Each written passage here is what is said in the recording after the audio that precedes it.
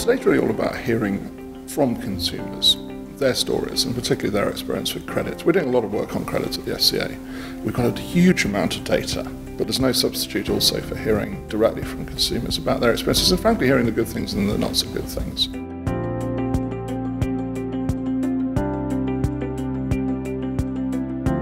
I'd gone from working like all of my life to having no money and not being able to work, and my bank said that you could get a student overdraft. Being a single parent and trying to do the best by your children with a minimal income, you know, you don't want your kids to go without, and that was my positive, seeing my kids happy. Just going into the supermarket and buying what you want for food instead of struggling. I think there is a place for it in the world for people that are kind of around the poverty line. If you can borrow 20 quid to go and get a week's worth of shopping that you actually need the food for, great, but you shouldn't be paying 35 quid back the next week.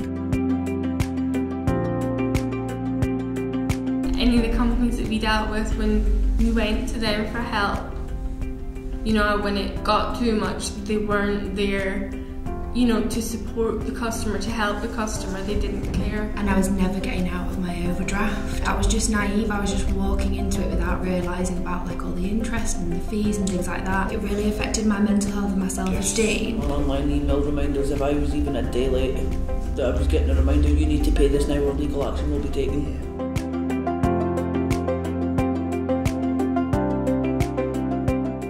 Calculator on their website, it'd be good so you can work out how much it would actually be for you. People don't know what APR means. I mean, we have to work out APR because it's not as easy as it sounds. They don't actually tell you that these tools are available to use. No.